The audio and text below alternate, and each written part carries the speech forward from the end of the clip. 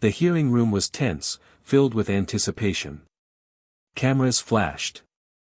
Journalists whispered. And at the center of it all stood Congresswoman Jasmine Crockett, poised and focused, her hands clasped calmly before her. Across the bench, Supreme Court Justice Sonia Sotomayor sat in her black robe, eyes sharp and unblinking. Though normally shielded from public political disputes, today's unusual joint congressional judicial ethics hearing had brought powerful figures together in rare confrontation. The matter at hand, congressional oversight on judicial conduct and the opaque financial relationships influencing high-level rulings. Justice Sotomayor, never one to shy away from holding her ground, leaned forward and addressed Crockett directly. "Congresswoman Crockett, with all due respect," she said slowly, "what you are implying undermines the integrity of this institution. Are you prepared to back your claims with evidence, not speculation?" Gasps echoed in the room. The challenge was clear. Sotomayor was pressing her hard, demanding accountability. But Crockett didn't flinch. Instead, she leaned into her microphone, voice calm yet electric with quiet authority. "Justice Sotomayor," she began, "I come with facts, not fear. And while I respect the bench, I also respect the American people's right to transparency." There was a pause. Sotomayor arched an eyebrow, intrigued. And just like that, the atmosphere shifted. Crockett had refused to be intimidated, and the whole room felt it. Crockett reached into the folder before her, slowly drawing out a stack of documents. She held them up deliberately, allowing the cameras to catch a glimpse. "These are records," she said, "publicly sourced and legally obtained, showing patterns of undisclosed interactions between certain judicial clerks and lobbying entities. I'm not here to accuse without basis, I'm here to ask the questions Americans are too often denied answers to." Justice Sotomayor's expression remained unreadable, but the tension on the bench was palpable. A few murmurs rippled through the crowd behind her. Still seated, Sotomayor leaned back slightly, folding her hands. "Congresswoman, are you suggesting that this court, or any of its members, has been compromised?" It was a loaded question. The kind that demanded either retreat or boldness. Crockett didn't hesitate. "I'm suggesting," she replied, "that no branch of government, not even the judiciary, should be beyond scrutiny. Because when trust erodes, democracy doesn't collapse all at once. It leaks, quietly, case by case." The room fell silent. Even Sotomayor, known for her steely composure, looked momentarily taken aback. It wasn't just the content of Crockett's words, it was the conviction behind them. Reporters scrambled to take notes. One aide whispered to another, "She just flipped the entire tone of this hearing." And Justice Sotomayor, though still firm, gave a slow, measured nod. The game had just changed. Justice Sotomayor adjusted her glasses, her voice lower but no less commanding. "Congresswoman Crockett, let me remind you, the judiciary is not subject to the same political winds that shape your chamber. We operate under precedent, not pressure." Crockett nodded, seemingly unfazed. "And yet," she said, "precedent doesn't exist in a vacuum. It evolves. It responds to society. And society right now is watching a judiciary that looks increasingly untouchable, and unaccountable." There was a shift in the energy. Members of Congress sitting behind Crockett exchanged subtle glances. Some clearly supported her. Others weren't so sure. Justice Sotomayor responded, carefully choosing her words. "Transparency, as you mentioned, is critical. But so is protecting the integrity of this institution. If we turn hearings like this into political theater, we risk destroying the very balance we claim to protect." Crockett leaned forward. "This isn't theater, Your Honor," she said. "This is reality. When people see billionaires vacationing with justices, when they see rulings that favor corporations over communities, they don't think it's integrity. They think it's inequality. And silence is no longer an option." The judge's eyes narrowed, but not with hostility, with intrigue. And for the first time in the hearing, it wasn't clear who held the upper hand. A long, contemplative silence filled the room. Justice Sotomayor looked around at her fellow justices seated further down the bench. Though they were not speaking, their faces betrayed concern, some even unease. This hearing had struck a deeper chord than expected. Then, unexpectedly, Sotomayor spoke, not as a judge behind the robe, but as a woman who had spent decades navigating power structures. "Congresswoman Crockett," she said, "you speak with fire. But fire can both illuminate and burn. You're walking a fine line between calling for reform and eroding trust." Crockett didn't blink. "I understand the weight of what I'm saying, Justice," she replied. "But I'm not here to burn down trust. I'm here to rebuild it, with sunlight, with truth. If that makes people uncomfortable, maybe that discomfort is long overdue." That hit hard. Sotomayor paused again, her eyes fixed on Crockett, now not as an adversary, but as a worthy counterpart. The crowd noticed the shift. One of the younger clerks sitting behind the bench subtly whispered to another, "She's not just making headlines. She's making history." The moderator of the hearing, a senior senator, finally broke the silence. "Let the record reflect," he said, "that Congresswoman Crockett's testimony will be formally submitted for review by this committee, and potentially forwarded for judicial standards evaluation." Sotomayor gave a subtle nod. And for the first time since the hearing began, a flicker of something crossed her face. Respect.as the senator's gavel tapped gently, signaling a brief recess. Murmurs erupted across the chamber. Reporters darted toward the hallways, phones already in hand. On social media, clips of Crockett's remarks were spreading like wildfire. But inside the hearing room, things were far from finished.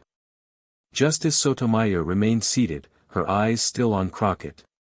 When most of the crowd had cleared for the break, she did something unexpected. She leaned forward, signaling for a private word.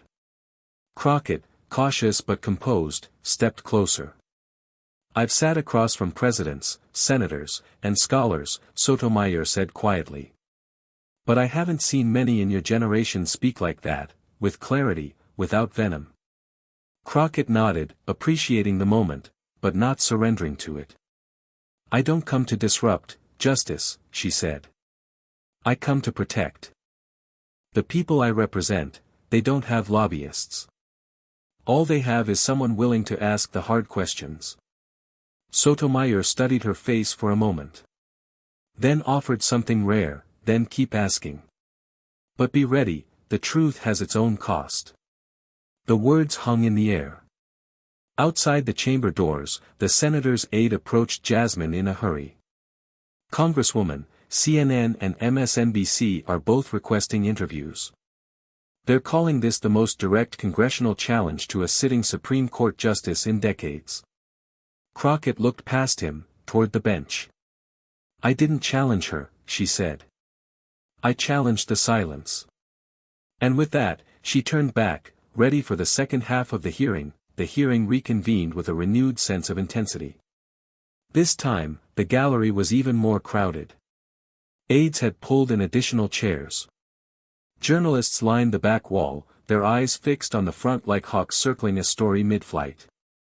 Congresswoman Jasmine Crockett took her seat again. But now, there was a subtle shift. She wasn't just testifying, she was commanding the room. Justice Sotomayor cleared her throat, returning to formal procedure. "Congresswoman," she began, "earlier you referenced financial connections that could undermine judicial neutrality. If you have further documentation, we ask that you present it for the official record." Crockett nodded and handed the folder to the clerk. "These documents," she explained, "outline patterns of undisclosed trips, corporate paid retreats, and a concerning lack of recusals in cases where justices had clear financial ties. I'm not alleging criminality, I'm highlighting blind spots. Dangerous ones." Justice Sotomayor flipped through the pages carefully. She didn't deny the facts. She didn't interrupt. She just listened. Finally, she looked up. "Have you considered what this hearing will do to public trust in the court?" she asked. "Sometimes exposing the cracks causes deeper fractures." Crockett's reply was swift, but heartfelt. Or maybe, Justice, exposing the cracks lets the light in. Because if the system is strong, it won't break from questions. It'll strengthen from answers. A hushed wave rippled through the audience. Even the senators at the dais, many of whom had shown visible discomfort earlier, now leaned forward, visibly engaged. Justice Sotomayor didn't reply immediately. Instead, she gently closed the folder and looked to the committee chair. This line of inquiry, she said, deserves further institutional review.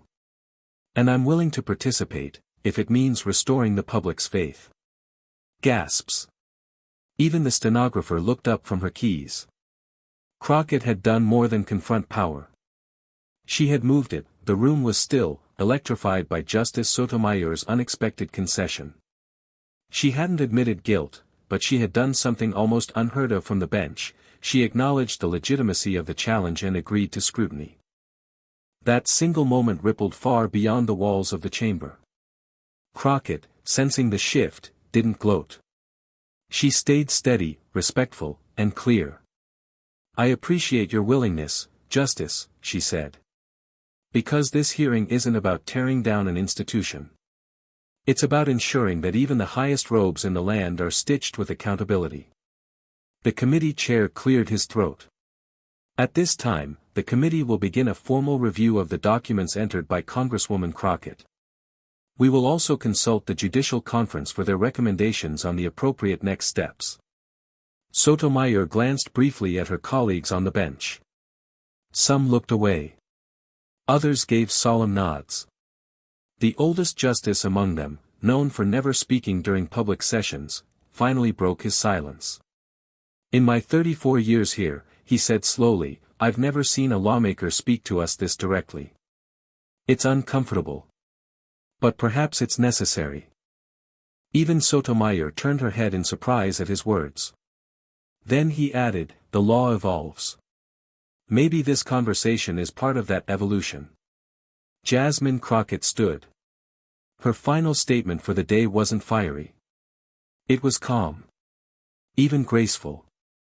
"I don't expect perfection from any institution," she said. "But I do expect honesty. And if we're brave enough to face our flaws, we may finally be worthy of the power we hold." With that, she gathered her folder and left the witness table. There was no applause, only silence. The powerful kind. The kind that meant something had truly shifted. Outside the hearing room, the media swarm was immediate. Flashes lit the hallway as Jasmine Crockett exited, flanked by aides who were barely able to hold the crowd back. Reporters shouted over one another, "Congresswoman, did you expect Justice Sotomayor to respond like that? Do you believe this hearing will lead to judicial reform? Was this a personal challenge or a systemic one?" Crockett paused just long enough to give them something, not everything. "This wasn't about any one justice," she said firmly. "This was about accountability.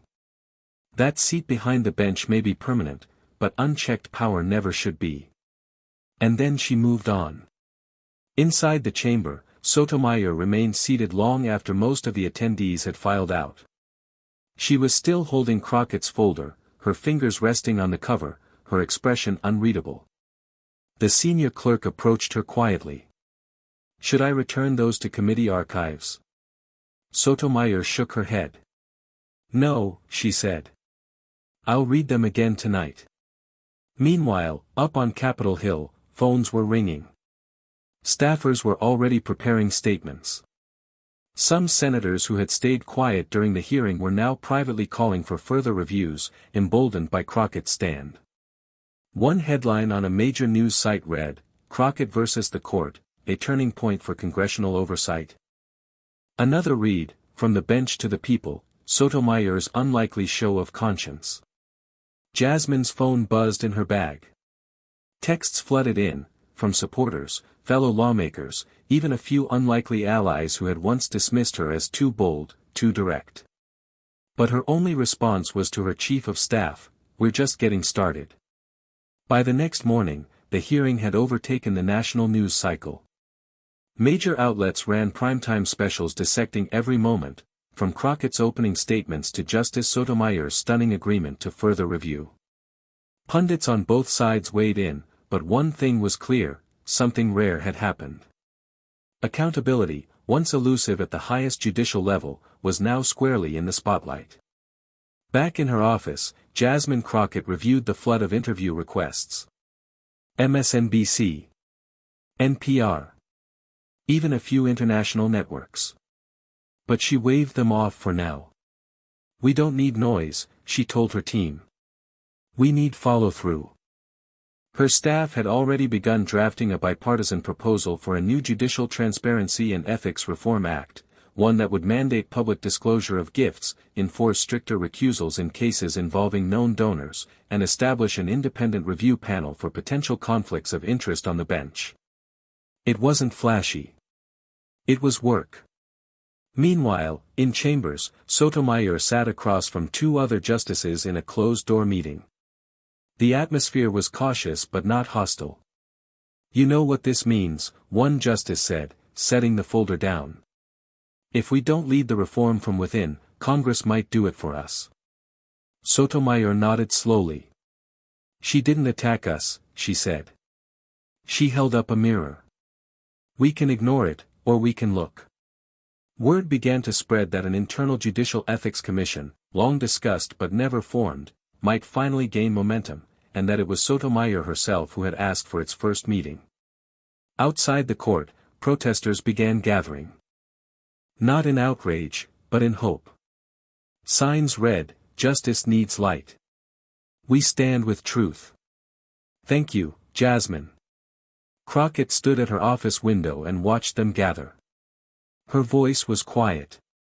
"If we get even one rule changed," she said, "then that hearing wasn't a moment. It was a movement."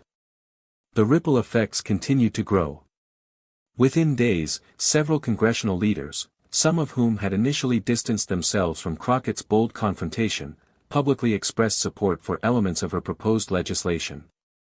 A draft of the Judicial Transparency and Ethics Reform Act was now circulating behind closed doors on Capitol Hill, gathering unexpected bipartisan interest. Meanwhile, inside the Supreme Court, something even more remarkable was happening. Justice Sonia Sotomayor, having quietly reviewed the documents Crockett submitted, had called for a full internal conference among the justices. The topic: voluntary adoption of disclosure standards ahead of any congressional mandate. It was unprecedented. "We cannot shield ourselves from the same standards we expect of every other branch," she told them. "If we do, we lose the very legitimacy we claim to uphold." Some resisted. Others stayed silent. But Sotomayor's influence had grown, not because she yielded, but because she listened. Because she was willing to change. Across town, Crockett stood before a small group of young law students at Howard University. She'd been invited to speak not as a congresswoman, but as a symbol of what bold civic engagement could look like in a time of disillusionment. "Courage doesn't always roar," she told them. "Sometimes, it sits behind a microphone, asks the hard questions, and waits, while the whole room holds its breath." Afterward, a student asked her quietly, "Were you scared that day?" Crockett smiled. "Of course I was. But I was more scared of what would happen if I stayed silent." That night, an op-ed appeared in the Washington Post titled, "Why Jasmine Crockett Might Have Just Saved the Supreme Court." And inside her office, as the city lights flickered on, Crockett received a brief handwritten note, delivered by a federal courier. No signature. No seal. Just one line: "Thank you for reminding us why we serve." The note sat quietly on Jasmine Crockett's desk, weighted with more meaning than its few words revealed. She didn't need to ask who sent it. The handwriting, the wording, it had the unmistakable tone of Justice Sonia Sotomayor. It wasn't a political statement. It was something deeper, an acknowledgement. One rarely seen between two branches of power. Across Washington, institutions were beginning to shift. The Supreme Court, under increasing internal and external pressure, announced it would hold its first-ever public ethics symposium, with retired justices, law scholars, and even select members of Congress invited to speak. Crockett had received one of the first invitations.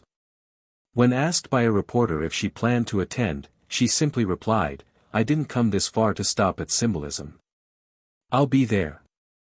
Meanwhile, her proposed legislation continued gaining momentum. A moderate Republican from the Midwest shocked his base by co-sponsoring the bill, citing the "guts and clarity" of Crockett's hearing testimony. At the same time, the public's response was louder than Congress had anticipated. A digital petition supporting the bill had passed 1 million signatures in under a week, with comments flooding in, "This is what democracy looks like." Finally, someone stood up and didn't back down. Jasmine Crockett made me believe in the system again.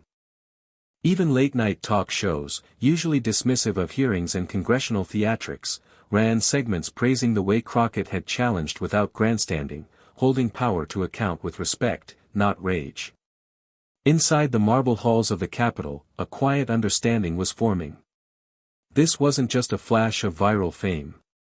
This was a moment that might rewire how government checks itself. And Jasmine Crockett, once underestimated by both parties, was now being called something else entirely, a new voice of accountability. The day of the Supreme Court's first-ever public ethics symposium arrived. The nation watched as the Grand Chamber filled with legal scholars, congressional leaders, former justices, and press from across the globe. For the first time, the court's doors weren't just open physically, they were symbolically cracked wide enough to let sunlight pour through. Justice Sonia Sotomayor sat at the center of the bench, not to judge, but to listen. And when Congresswoman Jasmine Crockett took the podium, the room leaned in, not with skepticism, but with anticipation. She wore no outrage. No theatrics. Only calm, earned authority. "I didn't come here to fight the judiciary," she began. "I came to remind us all that our strength lies not in being untouchable, but in being accountable." She paused, looking directly at the row of justices. "I still believe in this court. That's why I spoke. Because belief without accountability is just blind loyalty." Then, turning to the audience, she added, "When our institutions allow themselves to be questioned, and still stand, that's not weakness. That's resilience." Applause erupted. Not thunderous, but respectful. Grounded.